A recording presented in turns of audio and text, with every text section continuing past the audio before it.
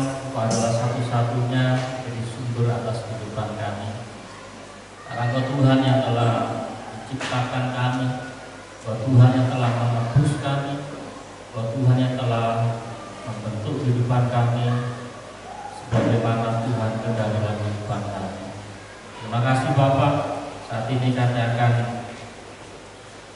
mendiamkan akan semua suara-suara dalam hati dan kehidupan kami. Kami izinkan akan Roh Kudus berbicara atas kehidupan kami. Dan kami yang lemah akan dikuatkan, bahkan kami sakit mengalami kesembuhan daripada Tuhan. Kami beroleh sesuatu yang baru daripada Tuhan. Sehingga iman, harapan kami dalam kami mengiring Tuhan, kami semakin kokoh. Terima kasih Bapak, Tuhan pimpin dan tolong hamba-Mu yang akan menyampaikan akan firman Allah. Tuhan pimpin kuasa yang akan duduk mulut hamba-Mu ini. Dalam nama Yesus, bila ada segala kuasa-kuasa kegelapan yang mengintimidasi, bahkan yang akan mencuri firman Allah dari hati kami, dalam kuasa-kuasa kegelapan ini kami tolak dalam nama Yesus. Dalam kuasa saja yang boleh menolong kami, berikan kepada kami hati yang baru, berikan kepada kami roh yang dapat mengerti akan firman Allah. Terima kasih Bapak, di dalam nama Yesus Tuhan kami sambut firman dengan ucapan syukur. Haleluya. Amin. Haleluya. Tuhan, shalom. Kita bersyukur pada kesempatan pagi ini kita boleh kembali berkumpul, bersekutu dalam kasih Tuhan, dalam ibadah raya kita. Kita bersyukur kalau Tuhan boleh menolong kita dengan kekuatan kesehatan, dan kita boleh memuji Tuhan dalam firman Tuhan pada pagi ini. Saudara sekalian, kita akan belajar sebuah kebenaran firman Tuhan tentang, kita tahu kisah ini adalah tentang Bartimeus. Kita akan baca di dalam Injil Markus pasal 10 ayat 46 sama dengan ayat yang ke-52. Injil Markus pasal yang 10 ayat 46 sampai dengan ayat 52. Saya akan baca untuk kita semua. Demikian firman Tuhan. Yesus menyembuhkan Bartimeus. Lalu tibalah Yesus dan murid-muridnya di Yeriko, dan ketika Yesus keluar dari Yeriko bersama-sama dengan murid-muridnya dan orang banyak yang berbondong-bondong, ada seorang pengemis yang buta bernama Bartimeus, anak Timeus, duduk di pinggir jalan. Ketika didengarnya bahwa itu adalah Yesus orang Nazaret, mulailah ia berseru, "Yesus, anak Daud, kasihanilah aku." Banyak orang menegurnya supaya diam, lalu namun semakin keras ia berseru, "Anak Daud, kasihanilah aku." Lalu Yesus berhenti dan berkata, "Panggillah dia." Mereka memanggil orang buta itu dan berkata kepadanya, "Kuatkan hatimu, berdirilah, ia memanggil engkau." Lalu ia menanggalkan jubahnya, ia segera berdiri dan pergi mendapatkan Yesus. Tanya Yesus kepadanya, "Apa yang kau kehendaki supaya aku perbuat bagimu?" Jawab orang buta itu, "Rabuni, supaya aku dapat melihat." Lalu kata Yesus kepadanya, "Pergilah, imanmu telah menyelamatkan engkau." Pada saat itu juga melihatlah ia, lalu ia mengikut Yesus dalam perjalanannya. Tapi saudara sekalian, dalam kehidupan kita tidak jarang ada banyak masalah yang datang dalam kehidupan kita tanpa diundang. Baik masalah secara ekonomi, bahkan masalah keluarga, masalah dalam pekerjaan, bahkan juga masalah secara jasmani dalam artian secara fisik, ya kan? Hal yang dialami oleh Bartimeus, Alkitab tidak banyak menceritakan apa yang menjadi penyebab daripada Bartimeus ini buta.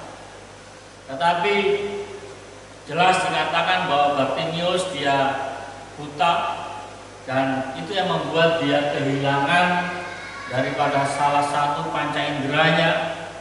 Namun masih ada 4 panca indera yang masih berfungsi dalam kehidupannya.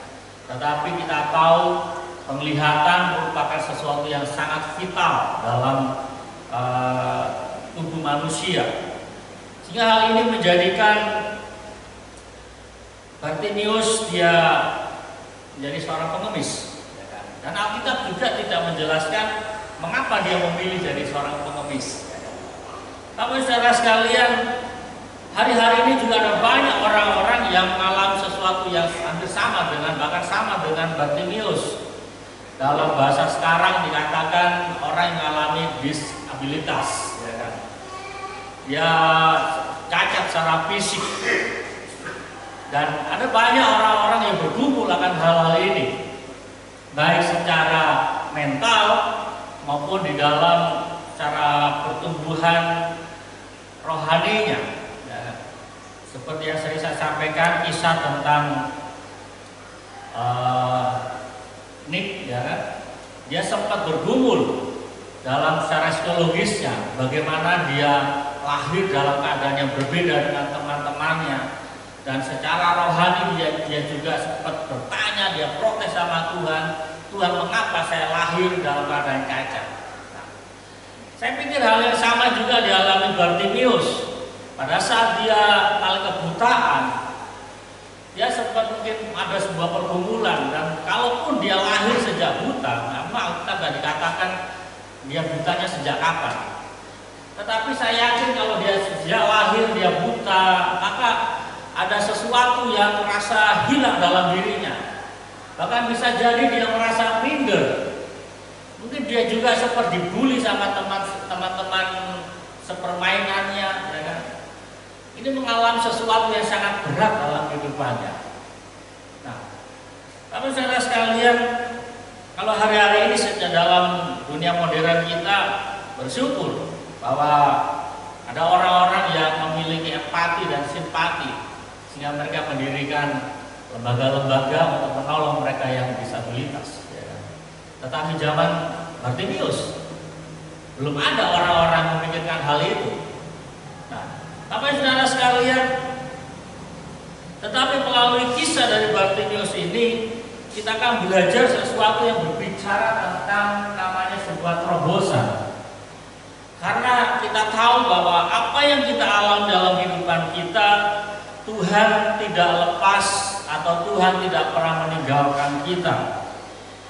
Dan kita akan belajar sebuah cara yang dipakai oleh Bartimius yang berbicara tentang bagaimana sikap hatinya, berbicara tentang rohaninya, sehingga dia mampu mengalami namanya sebuah terobosan di dalam kehidupannya. Sehingga akhir daripada cerita tadi mengatakan Bartimius dapat melihat. Hari-hari ini ada banyak orang yang berdoa dan berusaha untuk sebuah terobosan dalam kehidupannya, tetapi mereka gagal. Karena tahu bahwa di saat kita mengalami sesuatu yang sulit dalam kehidupan kita, kadang-kala kita tidak fokus. Kadang-kala ada tantangan-tantangan atau kendala-kendala yang dapat mengalihkan akan tujuan awal kita. Tapi saudara sekalian, Bartimius yang adalah anak Timius, ia buta dan ia mengalami sesuatu yang baru pada saat dia berjumpa dengan Yesus. Terobosan yang baru daripada Bartimius diawali adalah ketika ia mengalami perjumpaan pribadi dengan Bartimius. Dengan Tuhan Yesus. Hal yang pertama kita akan belajar bahwa apa yang dimiliki oleh Bartimius sehingga ia mampu mengalami sebuah terobosan yang baru. Pertama, ia memiliki pengetahuan akan firman Allah. Di dalam ayat yang ke-47 dikatakan, ketika didengarnya bahwa itu adalah Yesus orang Nazaret, mulailah ia berseru, Yesus anak Daud, kasihanilah aku.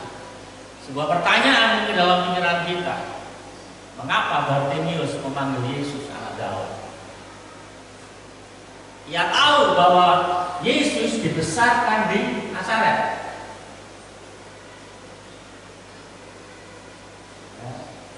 Ia dibesarkan di Nazaret.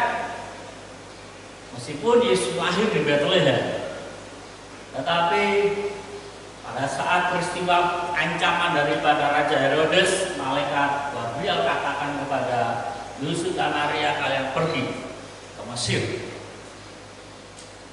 Dan setelah sekian lamanya, akhirnya Raja Herodes meninggal. Dan malaikat Tuhan katakan, kamu kembali Israel. Tetapi setelah didengar bahwa yang menggantikan Herodes ini Herodes yang lebih kejam, nggak berani mereka ke Bethlehem. Akhirnya mereka ke Nazaret dan mereka tinggal di situ dan mereka tumbuh besar. Maksudnya Tuhan Yesus tumbuh besar di Nazaret, sehingga orang tahu bahwa Yesus disebut dari Nazaret karena dibesarkan di Nazaret. Tetapi jadi sebuah pertanyaan adalah, mengapa Bartimius menyebut Yesus anak Daud, kok bukan Yesus anak Yusuf? Ya. Makanya saya mengkaitkan apa yang dikatakan oleh Bartimius ini berbicara tentang pengetahuan akan firman Tuhan. Ada sebuah perintah yang jelas yang disampaikan oleh Allah kepada orang-orang Israel. Dikatakan,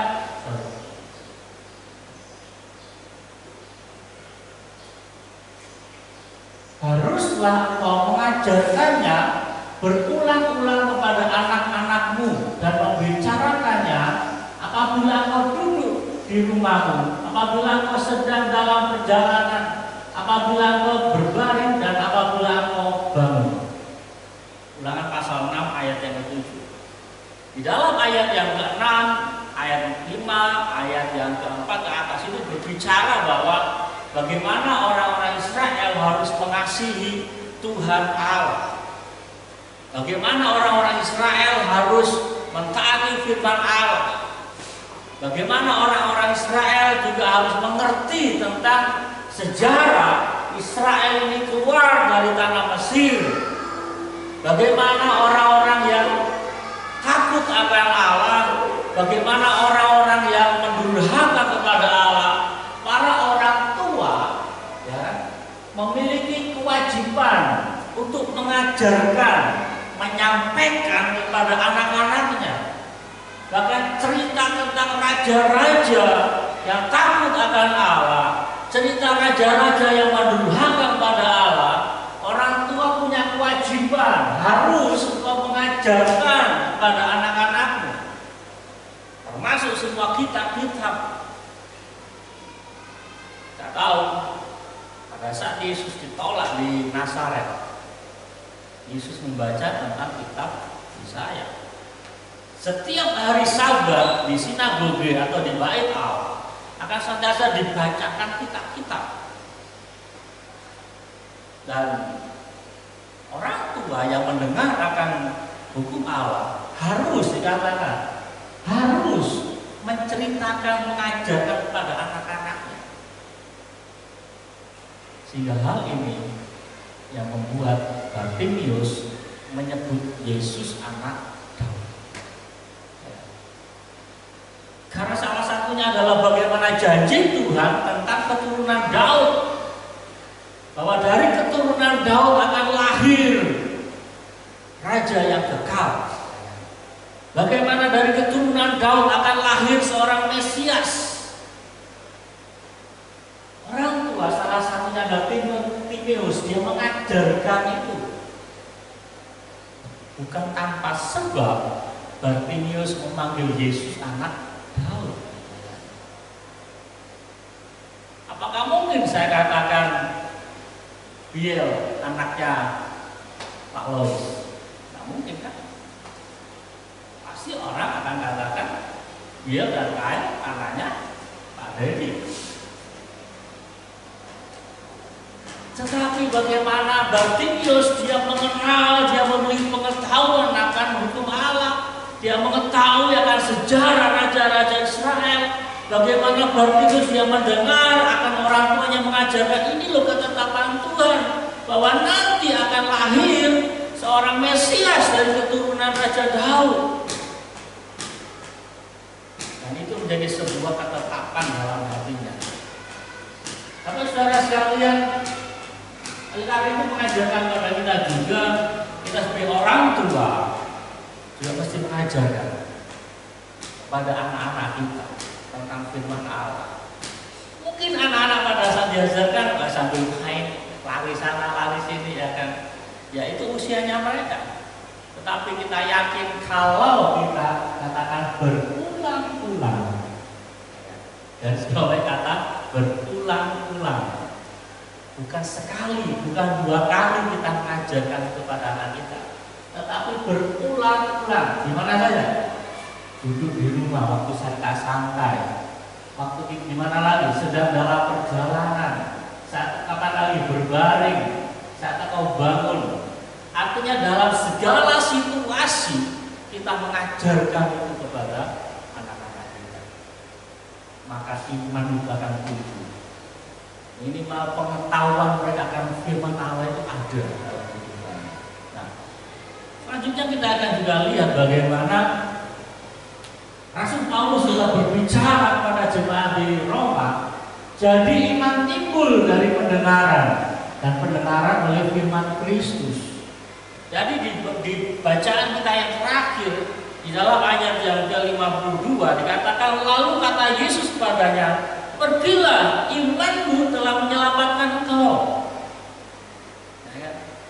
Berawal daripada Bartimeus yang mendengar cerita dari orang tuanya tentang raja-raja Israel, berawal daripada orang tuanya dia menceritakan tentang sejarah perjalanan Israel, iman timbul di dalam hati Bartimeus.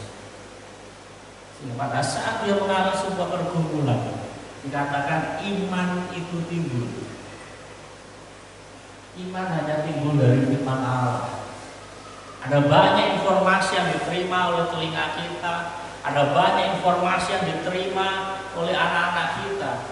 Tetapi baiklah kita mengajarkan firman Tuhan, perdengarkan firman itu, maka itu akan timbul. Dan itu akan menjadi sebuah filter. Firman Allah akan menjadi sebuah benteng atau sebuah perisai terhadap kehidupan kita maupun anak-anak kita pada saat mereka menghadapi sebuah masalah dalam kehidupan.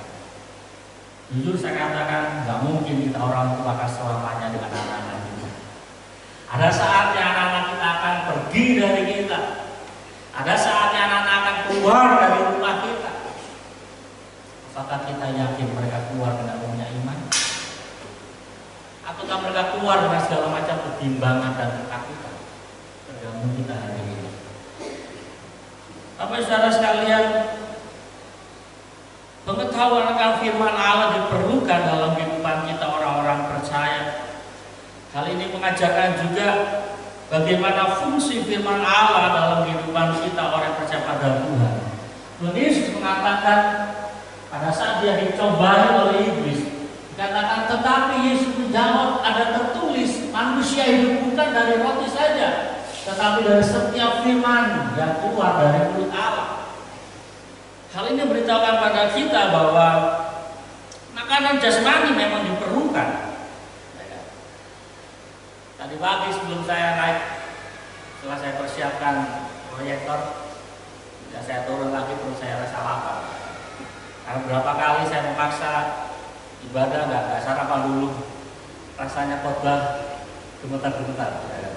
Jangan sampai nanti saya jatuh pas khotbah bukan karena urapan, tapi karena lapar. Makanya tadi sempat saya masukkan 2-3 sendok dulu dalam perut saya. Itu perlu. Makanan jasmani perlu bagi fisik kita. Tetapi dikatakan garis bawahnya, manusia hidup bukan dari roti saja, gitu. Kita hidup bukan dari hal yang jasmani saja. Kita makanan yang bergizi wajib, ya kan? Apalagi dalam situasi pandemi yang masih berjalan, dan kita bersyukur hari seminggu ini saya suka screenshot tentang perkembangan pandemi. Trennya menurun. Lebih banyak yang sembuh. Kemarin saya lihat penambahan 4.000 sekian, tetapi yang sembuh 6.000. Ya. Trennya menurun dan angka selisihnya itu semakin tipis. Ya. Nah, dan di Barito Utara sendiri pun mengalami tren penurunan. Beberapa waktu lalu tinggal 2 orang, tetapi kemarin jadi 11 lagi. Ya. Dari 2 orang tambah 9. Ya. Tapi no problem. Artinya trennya menurun di daerah kita. Dan kita berdoa pandemi segera berakhir. Nah, kita mesti jaga imun kita. Kita jaga stamina fisik kita.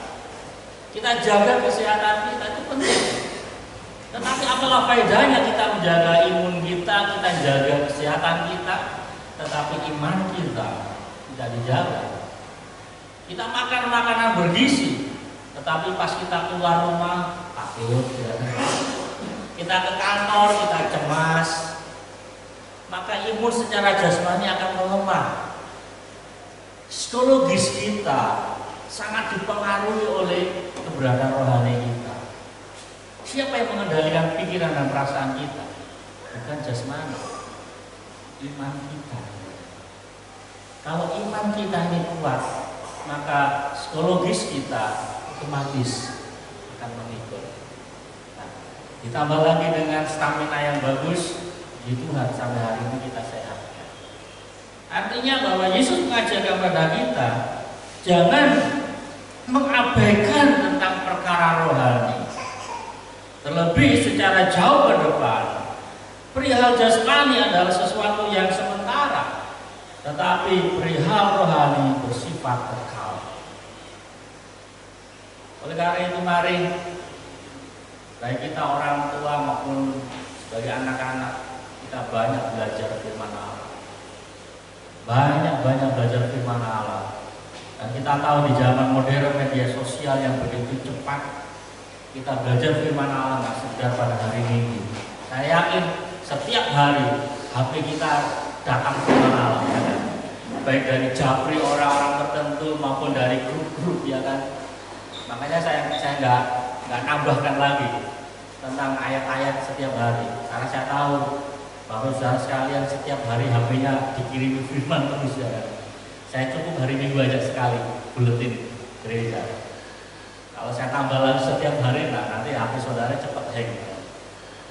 Artinya kita ada banyak cara untuk bagaimana kita mendengar dan belajar firman Allah dengan satu tujuan. Kita punya pengetahuan firman Allah dan itu menjadi iman dalam diri kita. Karena ada saatnya, saya katakan, ada saatnya firman itu akan timbul menjadi rema dalam kehidupan kita. Mungkin pada saat kita membaca, pada saat kita mempelajari firman Allah seperti biasa, seperti kosong. Dulu saya masuk poin kedua. Saya saksian. Kapan hari saya ketemu dengan salah satu jemaat dari Bengawan, Nenek Ega, Lapu ya tahu. Saya sangat kaget pada saat nenek ini cerita ke kami. Dia katakan, sampai hari ini saya masih rasa hati ini rasanya masih kayak tersentuh, masih bahasanya itu selalu terngiang dengan lagu yang dinyanyikan Pak Budi. Saya pikir saya nyanyi lagu apa ya? Nah, saya ingat pada saat saya nyanyi lagu itu adalah sesuatu yang biasa buat saya. Pada saat kami doa pagi di rumah Nenek Ega, di Marta, ya seperti nyanyi biasa gitu. Tetapi bagaimana nenek ini menangkap sesuatu dalam pujian itu. Nah, artinya hal yang sama juga pada saat kita membaca firman Tuhan. Mungkin hari ini terasa biasa, tetapi ada saatnya firman itu akan menjadi rema dan berbicara kuat.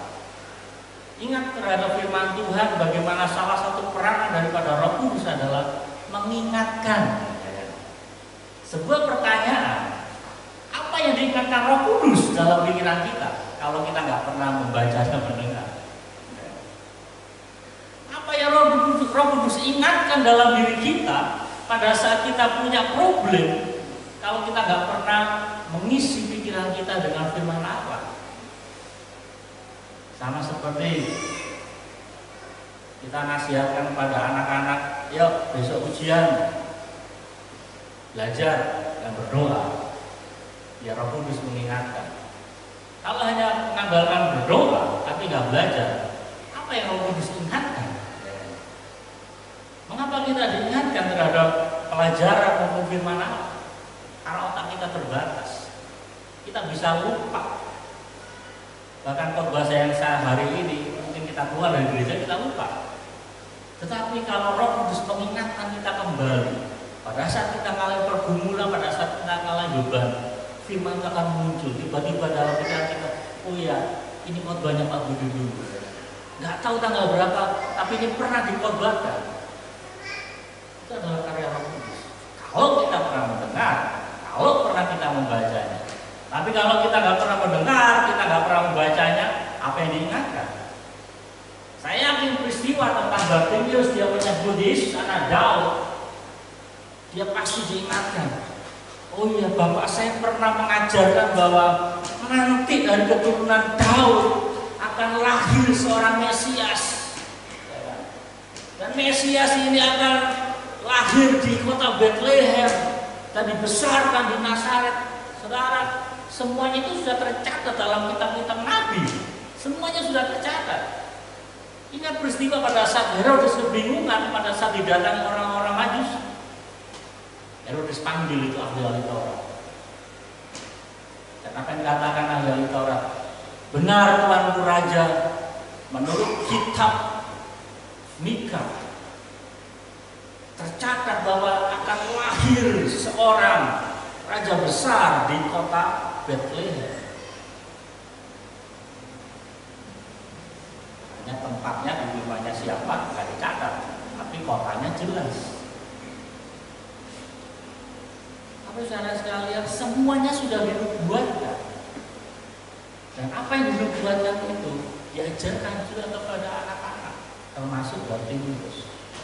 Tapi saudara sekalian, mungkin hari-hari ini anak-anak kita sepertinya nggak paham terhadap firman Allah. Tetapi ajarkan itu. Karena cepat atau lambat mereka akan memerlukan itu dalam kehidupannya. Perkara yang kedua yang perlu kita pahami, bagaimana kita mengalami sebuah terobosan adalah mari memiliki namanya iman. Di dalam ayat yang ke-48 tadi dikatakan banyak orang menegurnya supaya ia diam, namun semakin keras dia berseru, anak Daud, kasihanilah aku. Kembali diulang dikatakan pada saat si Bartimeus dia memanggil Yesus, orang-orang mulai risih, ya kan? Orang-orang mulai gelisah, ini ribut saja, ya kan? Ini mengganggu saja. Tapi apa yang dilakukan oleh Bartimeus katakan, banyak orang menegurnya supaya ia diam. Namun apa dikatakan? Namun semakin ia keras berseru, Yesus anak Daud. Perhatikan kata-katanya, tidak berubah, anak Daud. Ini berbicara iman. Pengetahuannya menjadi iman dalam dirinya, nggak berubah. Anak Yusuf nggak berubah. Tapi saudara sekalian, kadang-kala kita punya tekad, kita punya semangat dalam sebuah masalah yang harus kita selesaikan. Tetapi pada saat kita menghadapi tantangan, saat kita menghadapi sebuah rintangan, semangat kita bisa kendor. Tekad kita bisa melemah.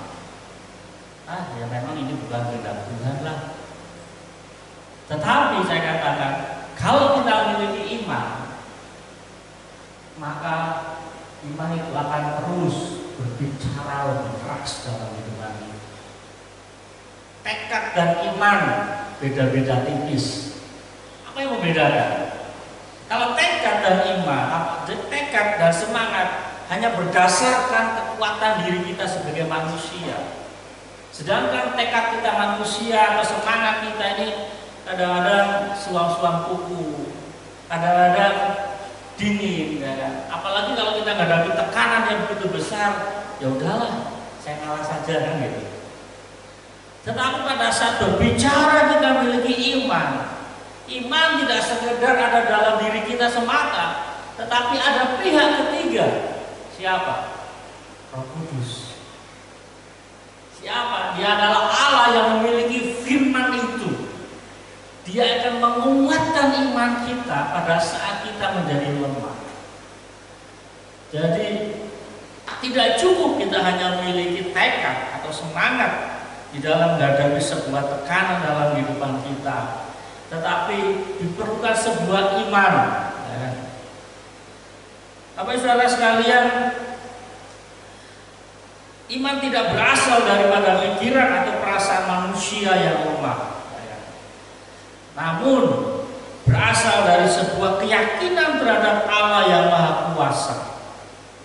Bapak saudara sekalian, iman itu tadi di dalam Roma pasal 10 ayat 17 timbul karena firman Allah, karena mendengar firman Allah. Artinya pada saat kita memiliki iman dalam kehidupan kita, kita nggak berdiri sendiri. Pada saat iman itu bekerja dalam hati kita, kita nggak berdiri sendiri, tetapi ada Allah yang adalah firman itu menguatkan diri kita.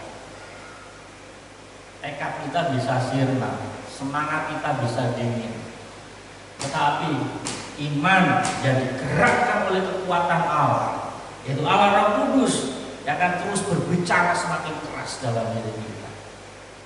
Bapak saudara sekalian, Bartimius tidak sekedar memiliki tekad sehingga ia mengabaikan teguran orang-orang, namun ia memiliki iman bahwa orang yang sedang melewatinya adalah pribadi yang dapat melepaskan dia dari kebutaannya.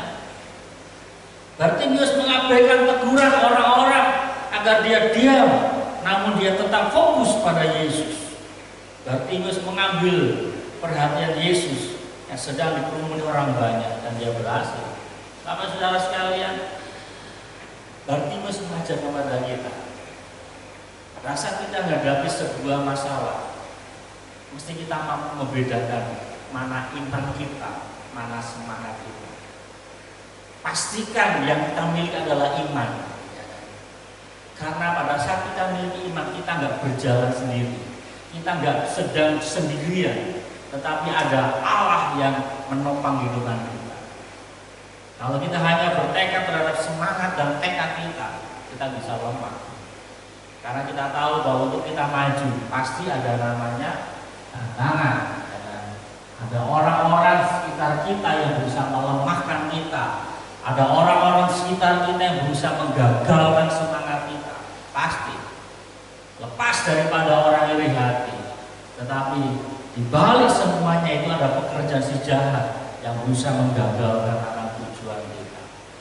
Perkara yang ketiga yang perlu kita belajar, masih ada lagi. Kita akan lihat beberapa contoh. Ini adalah gambar tentang Petrus yang tenggelam. Sebuah pertanyaan, mengapa Petrus tenggelam? Ya kan? Padahal di awalnya dia berjalan di atas air,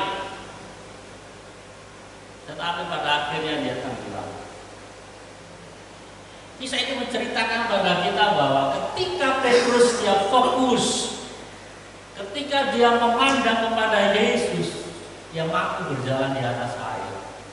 Tetapi pada saat dia beralih, pikiran dan perasaannya beralih kepada air yang dingin dan desah daripada air angin, imannya pudar. Fokusnya kepada Yesus hilang, beralih kepada dinginnya air, maka dia tenggelam. Dalam kehidupan kita mesti diajar seperti Bartimius tadi. Mari kita fokus pada Yesus.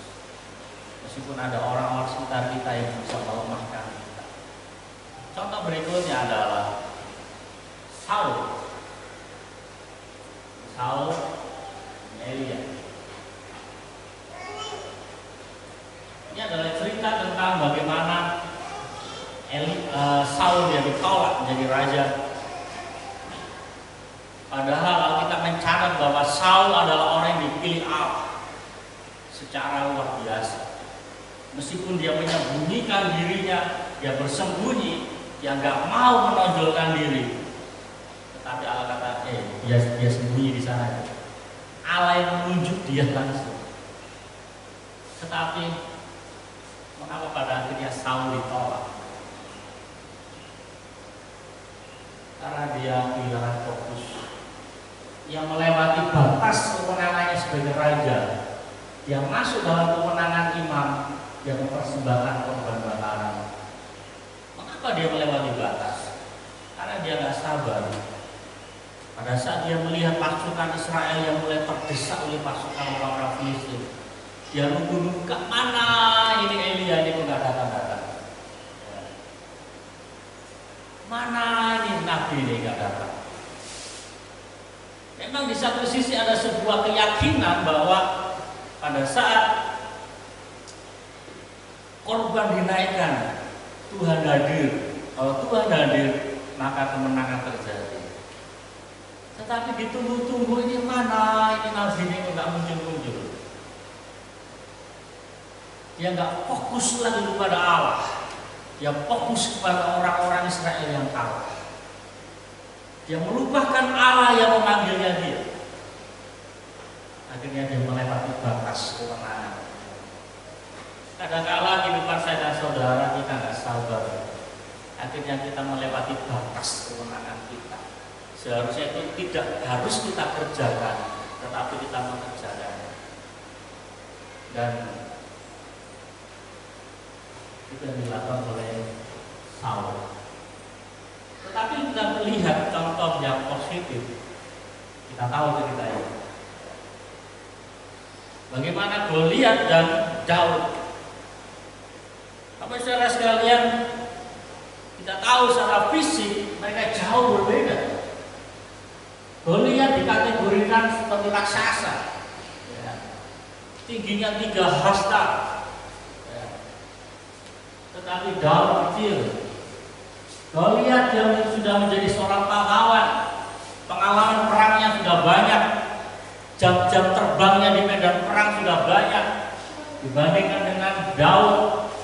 Dia seorang yang masih muda, dia hanya seorang gembala kambing domba, dan kambing dombanya pun nggak banyak. Tetapi apa yang membedakan? Yang membedakan adalah ini: engkau mendatangi aku dengan pedang dan tombak dan lebing, tetapi aku mendatangi engkau dengan nama Tuhan semesta alam, Allah segala barisan Israel yang tertantang itu. Daud dia tidak menghilangkan fokus kepada Allah. Daud tetap meyakini bahwa Allah yang memanggil dia. Daud memiliki sebuah keyakinan bahwa Allah yang dia sembah, Allah yang mampu membebaskan dia dari cengkraman mulut singa, Allah yang telah membebaskan Daud dari cengkraman mulut beruang pada saat dia menjaga kawanan domba. Dia yakin bahwa Allah yang sama itu juga mampu membebaskan dia dari cengkraman Goliat. Daud tidak kehilangan fokus meskipun situasinya berbeda. Dia nggak berdalih, oh iya Tuhan, dulu Tuhan membebaskan dari mulut singa, ini kan binatang, ini manusia raksasa Tuhan. Daud tidak berdalih, dia tetap fokus bahwa Allah itu besar. Dikatakan dengan nama Tuhan semesta alam, Allah segala barisan yang tertantang itu. Allah menyebut kata Tuhan, Yahweh. Ini sebuah nama pribadi. Kita garis bawahi sini. Dikatakan, aku mendatangi engkau dengan nama Tuhan, nama pribadi Allah, yang memiliki sebuah keyakinan, yaitu Allah segala barisan Israel yang berkata. Daud mengambil jalan fokus, meskipun subjeknya berbeda, objeknya berbeda. Dulu dia menghadapi beruang dan singa, ya kan? Jadi lebih gede. Lihat, hal ini mengajarkan pada saudara, apapun masalah kita, kalau di masa yang lalu Tuhan tolong kita dan masalah kita hari ini lebih gede, kita percaya bahwa Allah kita tidak pernah berubah. Amin. Jangan beralih fokus, meskipun objek masalahnya beda-beda, karena Allah kita tidak pernah berubah. Perkara yang ketiga, yang terakhir yang kita belajar adalah iman merupakan senjata yang ampuh untuk mengatasi setiap tantangan kehidupan kita. Mari pertajam iman kita. Yang ketiga adalah lepaskan baju lama. Di dalam ayat yang ke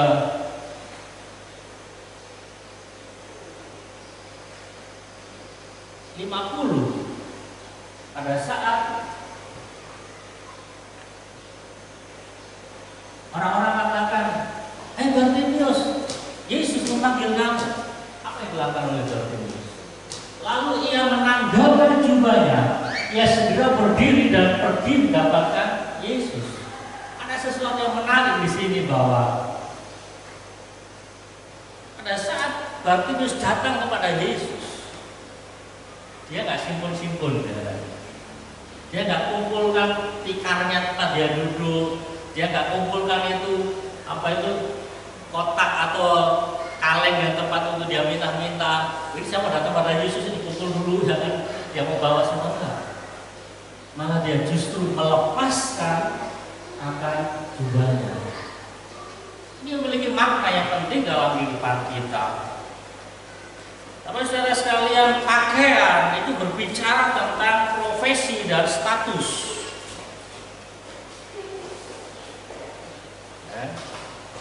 Dulu pertama kali Pak Erwin datang ke tempat ini, saya nggak tahu kalau dia boleh. Karena apa? Beliau pakaian biasa, sama dengan kita. Tetapi pada saat dia pakai pakaian polisi, ternyata ini berbicara tentang profesi, berbicara tentang status. Dan di dalam hal rohani, di dalam Wahyu pasal 19 ayat yang ke-8, dan kepadanya dikaruniakan supaya memakai kain lenan halus yang berkilau-kilauan dan yang putih bersih. Lenan halus itu adalah perbuatan-perbuatan yang benar dari orang-orang kudus. Artinya apa? Bahwa secara rohani pakaian berbicara tentang perbuatan. Pakaian itu berbicara tentang apa yang sudah kita lakukan dalam kehidupan kita. Jelas dikatakan bahwa kitab Wahyu menulis kepada kita bahwa pakaian identik dengan perbuatan-perbuatan yang benar dari orang-orang kudus. Jadi pada saat si Bartimius ini dia melepaskan akan jubahnya dengan sebuah keyakinan, dengan sebuah imannya dia, saya lepaskan akan jubah seorang pengemis, saya lepaskan jubah saya sebagai seorang buta. Ada sebuah keyakinan ada dalam dirinya. Dia mau tinggalkan akan pakaian lamanya karena dia tahu saya akan mendapatkan pakaian yang baru. Saya punya keyakinan kalau saya berjumpa dengan Yesus, mata saya akan melihat. Kalau mata saya melihat, maka saya tidak akan jadi seorang pengemis lagi. Tapi saudara sekalian, hal ini berbicara dalam kehidupan saya dan saudara. Bagaimana saya dan saudara menjadi seorang Kristen? Matius pasal 22. Satu saat ada sebuah perumpamaan yang Yesus sampaikan tentang undangan di pesta. Dikatakan, ia berkata kepadanya, "Hai saudara, bagaimana kau masuk kemari dengan tidak mengenakan pakaian pesta?" Tetapi orang itu diam saja. Tapi saudara sekalian, ada seorang raja yang siap mengadakan pesta dan yang mengundang orang-orang yang di pinggir jalan, di gang-gang, di perempatan, apapun profesinya, apapun statusnya. Karena di dalam pembacaan ini di awalnya, bagaimana raja ini sudah mengundang orang-orang hebat, orang-orang kaya, orang-orang pejabat, tetapi mereka tidak mau datang dengan alasan segala macam kesibukannya. Ada yang baru menikah, ada yang baru dapat pekerjaan, ada yang baru mau berladang, macam-macam alasannya. Singkat cerita, orang-orang hebat itu nggak mau datang. Dan raja itu katakan, sekarang makanan sudah siap, pesta sudah siap, harus ada orang yang datang untuk menikmatinya. Maka diundanglah semua orang-orang dengan berbagai macam-macam status. Tetapi anehnya, semua orang hadir dengan pakaian pesta, hanya satu orang ini saja yang tidak menggunakan pakaian pesta. Allah silakan. Lalu raja itu berkata pada hamba-hambanya, "Ikatlah kaki dan tangannya dan campakkanlah orang itu dalam kegelapan yang paling gelap. Di sanalah akan terdapat retak dan retak gigi." Tuhan Yesus sementara memberitahukan pada kita bahwa bagaimana pakaian adalah berbicara tentang perbuatan. Pakaian berbicara tentang status kita sebagai anak-anak Allah.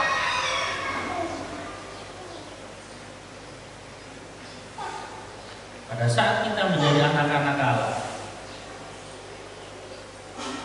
pada saat kita akan memasuki pesta yang Allah kerjakan, maka seharusnya kita sudah memakai pakaian baru, gaya hidup baru sebagai anak-anak Allah. Pakaian lama kita lepas, ya. Gaya hidup duniawi kita lepas. Kita ini akan masuk ke pestanya Tuhan. Perjamuan kawinnya anak domba Allah kita akan masuk. Pastikan dalam kehidupan kita, pada saat kita masuk bersama-sama dengan Tuhan, kita sudah memakai pakaian pesta. Ayat terakhir yang kita baca,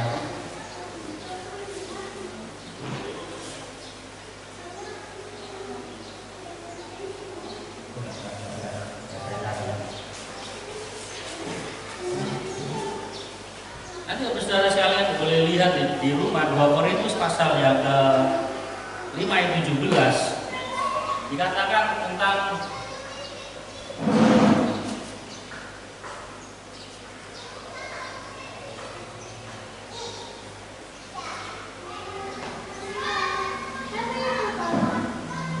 pasal 5 ayat 17 dikatakan, jadi siapa yang ada di dalam Kristus, ia adalah ciptaan yang baru, yang lama sudah berlalu, sesungguhnya yang baru sudah datang.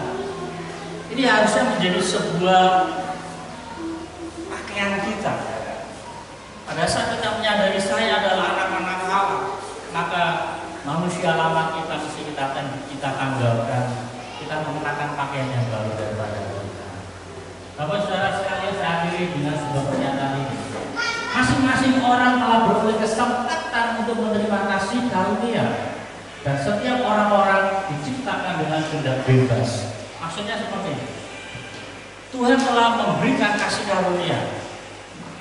Keselamatan Tuhan tawarkan kepada semua orang.